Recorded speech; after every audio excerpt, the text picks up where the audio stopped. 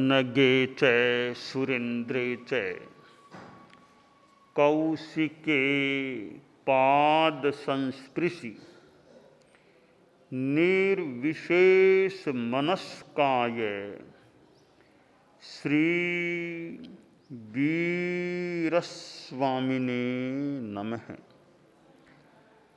आर्हत वाङ्मय में कहा गया है,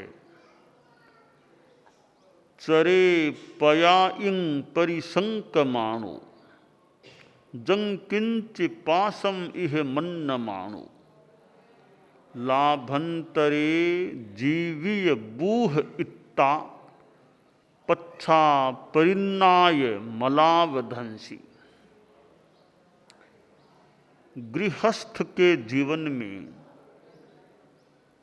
परिग्रह भी होता है। जहाँ जो साधु होता है, अनगार होता है, वह अपरिग्रह का धारक होता है। साधु के पास न कोई अपना मकान, न जमीन, न 1 रुपया अपने मालिकाना में, अपने पास 1 पैसा भी नहीं होना चाहिए। तो साधु एक अपरिग्रह की मानो मूर्ति होता है। गृहस्थ जीवन में परिग्रह होता है, क्योंकि गार्हस्थ्य है। गृहस्थ हाथ फैलाए मांगे तो वह गृहस्थ के लिए हो सकता है कुछ स्वाभिमान के विपरीत बात हो जाए। गरीबी गौरव गवाना, गरीबी गौरव गवाना अमीरी अभिशाप है। मांग खाना मान खोना मानसिक संताप है। गृहस्थ है और गरीबी का जीवन जिए तो गृहस्थ की भूमिका में गौरव की बात नहीं। हाँ, साधु है वो बिना पैसे का है, वह तो गौरव की बात है कि मेरे पास कोई पैसा नहीं, मैं साधु हूँ। साधु के लिए तो पैसा न होना बहुत बढ़िया बात है, पर गृहस्थ जीवन में मजबूरी में पैसा नहीं है, गरीबी है, तो वह गौरव की बात नहीं। तो गरीबी गौरव गमाना और अमीरी अभिशाप है। अमीरी है और इतनी आसक्ति है, बहुत ज्यादा आसक्ति परिग्रह के प्रति, तो वो आसक्ति अपने आप में अभिशाप है। एक महात्मा गांव में गया, कथा प्रवचन का कार्यक्रम शुरू किया।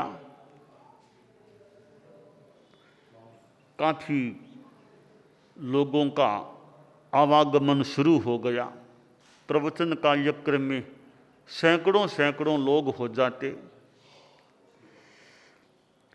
एक दिन प्रवचन कार्यक्रम के बाद कुछ गांव के लोगों ने महात्मा से कहा कि गुरुजी, बहुत लोग आ रहे हैं प्रवचन कार्यक्रम में, परंतु हमारे एक वो सेठ साहब हैं, नगर सेठ कहलाते हैं, वो नगर सेठ की पदवी उन्हें प्राप्त है, वे नहीं आते हैं, आते भी नहीं हैं और परिग्रह में बहुत ज्यादा आसक्त रहते हैं।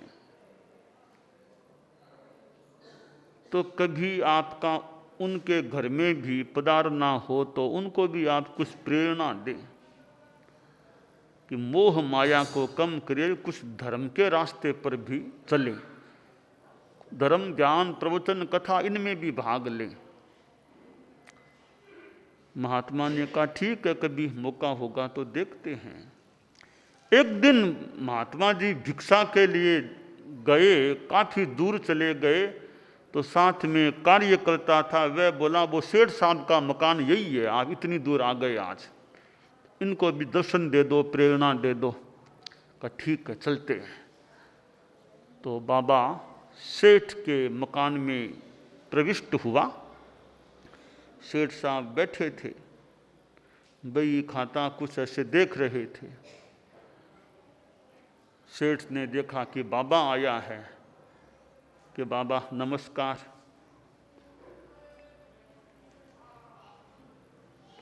महात्मा बोला सेठ साहब एक छोटा सा काम है, काम बताना चाहता हूँ, आप कर दोगे क्या? कि आप बताइए क्या काम है, फिर देखता हूँ। तो संत ने कहा कि मेरे पास छोटी सी सुई है, छोटी सी सुई है, कपड़ा सिलाई करने के लिए, सीने के लिए छोटी सी सुई है, यह मैं आपको देना चाहता हूँ, आप रख लो, अगले जन्म में मुझे आप वापिस ये संभला देना। छोटी सी सुई है, बहुत छोटी है, आप ले लो, रख लो, अगले जन्म में आप वापिस मुझको यह सुई संभला देना। ना सेठ थोड़ा मुस्कुराया कि बाबा आप क्या बात करते हो, भोलेपन किसी बात करते हो आप, तो लगता है बाबा संत लोग कुछ भोले होते हैं क्या? आपके सुई अगले जन्म आप जानते नहीं क्या? क्या सुई मेरे साथ में चलेगी अगले जन्म में, साथ में जाएगी क्या, जो मैं आपको वापस दे दूंगा यह सुई? अच्छा सेठ साहब, सुई साथ में नहीं जाती? महाराज क्या बात करते हो? तो महात्मा ने सेठ का हाथ पकड़ा कि सेठ साहब सुई साथ में नहीं जाती, इतनी धन संपत्ति आपके साथ में जाएगी क्या? इतना मोह आसक्ति क्यों? अब सेठ समझा कि बाबा तो मुझे ज्ञान देने के लिए आया है या ज्ञान दे रहा है।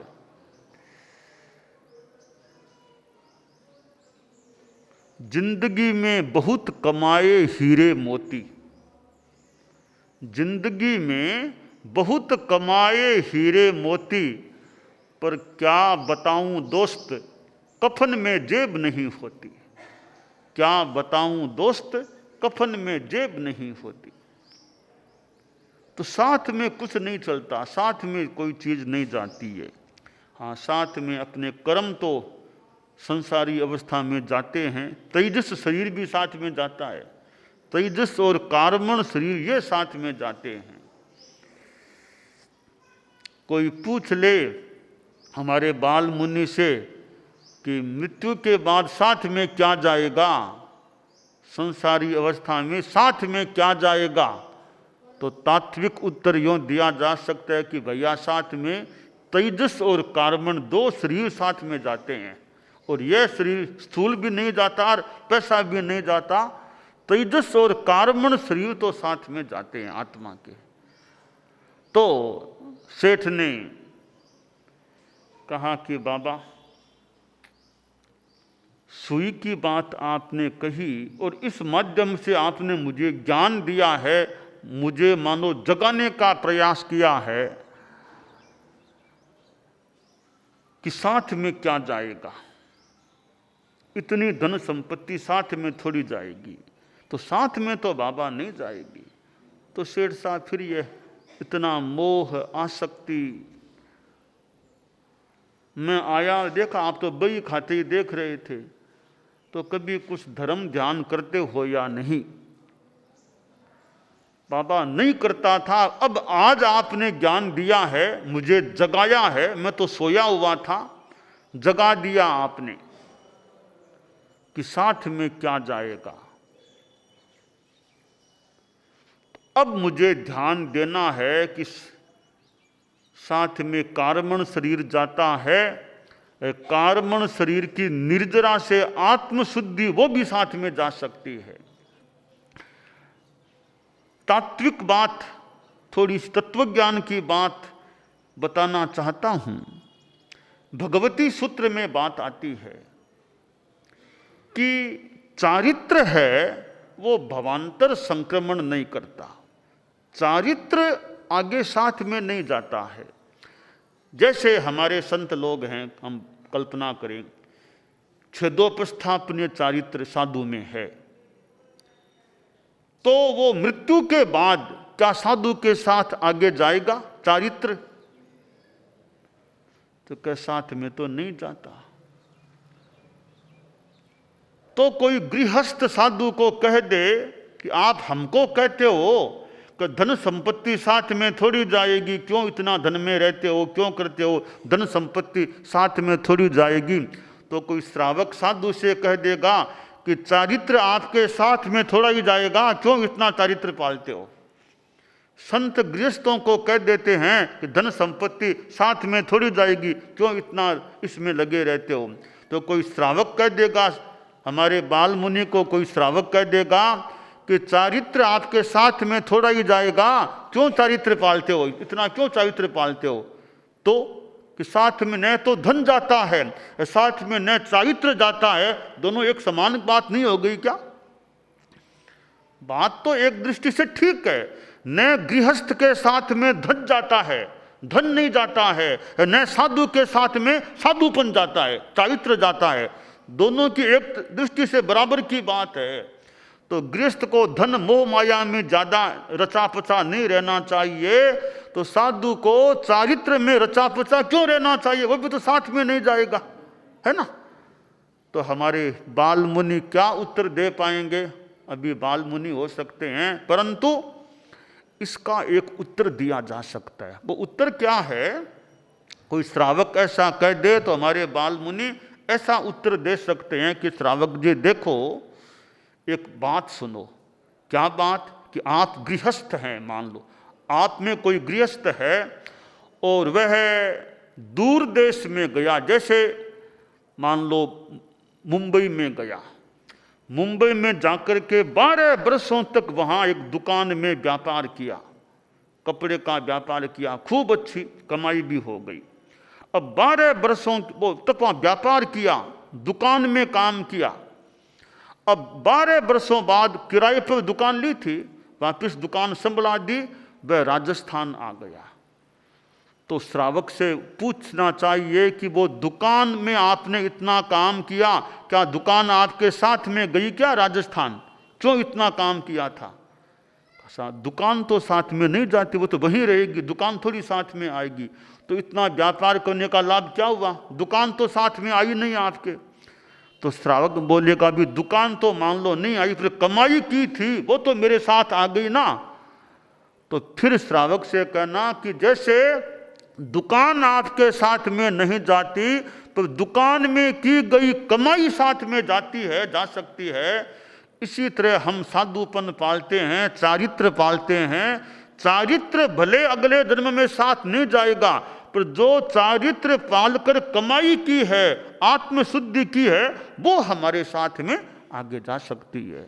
तो वो साथ में इसलिए चारित्र पालते हैं कि चारित्र तो इस जीवन तक का लिया हुआ है, तो चारित्र की साधना से जो आत्मा को लाभ मिलेगा शुद्धि का, वो लाभ आगे भी साथ में रह सकता है। इसलिए हम चारित्र पालते हैं।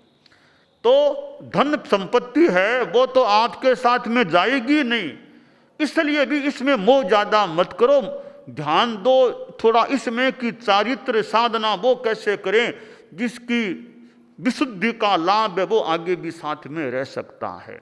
तो मैंने एक तात्विक बात बता दी, हमारे भगवती सूत्र की यह बात है।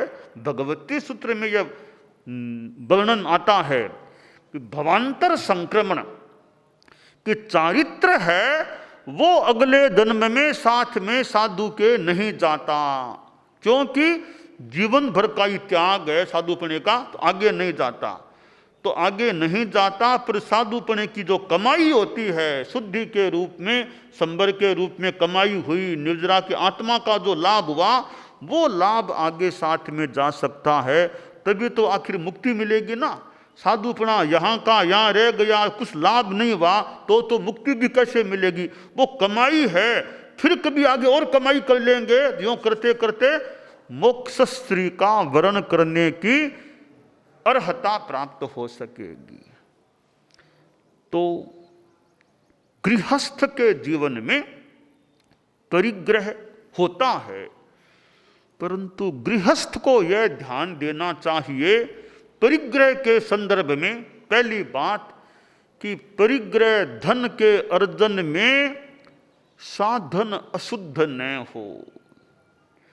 बेईमानी, धोखाधड़ी, गलत तरीकों से पैसे का अर्जन न करूं, तो साधन की अशुद्धि न हो अर्थ के अर्जन में। परम पूज्य आचार्य महाप्रज्ञ जी ने एक बार दो शब्द संभवतः फरमाए थे, अर्थ अर्थाभास। अर्थ यानी न्यायोपार्जितम धनम अर्थ है, न्याय नीति से कमाया गया पैसा तो अर्थ है, और अन्यायोपार्जितम धनम अर्थाभास है, अन्याय अनीति से अर्जित किया गया कमाया गया पैसा अर्थाभास है। तो अर्थाभास नहीं रखना चाहिए। अर्थ तो मान लें गृहस्थ है, अर्थाभास अन्याय का पैसा, अनीति का पैसा वो घर में नहीं आना चाहिए। यानी अन्याय अनीति के अशुद्ध साधन से पैसे के अर्जन से बचने का प्रयास करना चाहिए। तो परिग्रह में भी कैसे अशुद्धि कम हो सके, अर्थ की असुचिता कैसे कम हो सके, इस पर गृहस्थ को ध्यान देना चाहिए। यह पहली बात है परिग्रह के संदर्भ में कि अशुद्ध साधनों से पैसे का अर्जन न करो। अब दूसरी बात है कि जो शुद्ध साधनों से पैसा कमाया है, पैसा आ गया है, उसका दुरुपयोग न करो। गलत कार्यों में पैसे का इन्वेस्टमेंट नियोजन न करूं, तो पैसे का दुरुपयोग नहीं करना। यह परिग्रह के संदर्भ में दूसरी बात है। तीसरी बात है परिग्रह के संदर्भ में कि पैसे का अहंकार नहीं करना, घमंड नहीं करना। चला लक्ष्मी ही चला प्राण, लक्ष्मी चंचल भी है। पैसा पास में रह भी जाए, लंबे काल भी रह जाए, तो पैसा घमंड का कारण न बने। घमंड नहीं, ठीक है पैसा है, अहंकार नहीं, घमंड नहीं, मेरे पास इतना, दिखावे की भावना नहीं, घमंड नहीं। तो तीसरी बात है कि परिग्रह का अहंकार नहीं करना चाहिए। चौथी बात है परिग्रह के प्रति ज्यादा आसक्ति, मोह नहीं रखना चाहिए। मेरा मकान, मेरी ये, मेरा ये ज्यादा ममत्व, परिग्रह के प्रति मूर्छा, परिग्रह में रहते हुए भी ज्यादा मोह नहीं करना चाहिए। कमल की भांति निर्लेप रहने का प्रयास, परिग्रह के जल में रह पर भी निर्लेप चित्त वाला रहने का प्रयास हो, तो परिग्रह में ज्यादा आसक्ति नहीं हो। ये चार बातें परिग्रह के संदर्भ में है। पहली बात है कि धन का अर्जन अशुद्ध साधन से न हो। नंबर 2 कि शुद्ध साधन से जो पैसा कमाया गया है उसका भी दुरुपयोग न हो। तीसरी बात है कि परिग्रह धन घमंड का कारण न बने, पैसे का घमंड नहीं करना चाहिए गृहस्थ को। और चौथी बात है कि धन परिग्रह के प्रति ज्यादा मूर्छा, मोह, आसक्ति का भाव नहीं रखना चाहिए। ये चार बातें गृहस्थ परिग्रह के संदर्भ में रखे तो एक जीवन में शुद्धता कुछ अंशों में रह सकती है। इसके बाद यह ध्यान दे कि परिग्रह का अल्पीकरण कितना हो सकता है। परिग्रह है उसके लिए चार बातें। अब अपरिग्रह की दिशा में बढ़ने के लिए कि परिग्रह का अल्पीकरण कैसे करूं, जितना आवश्यक है उतना मान लो रखना होता है, रखना पड़ सकता है, बाकी परिग्रह का अल्पीकरण करूं। तो यह अपरिग्रह की दिशा में आगे बढ़ने की बात है, परिग्रह का अल्पीकरण करने का प्रयास करें। तो गृहस्थ और परिग्रह इन दोनों से संदर्भित यह बात कुछ मैंने बताई है। गृहस्थ लोग परिग्रह से अपरिग्रह की दिशा में आगे बढ़ने का प्रयास करें, यह काम्य है।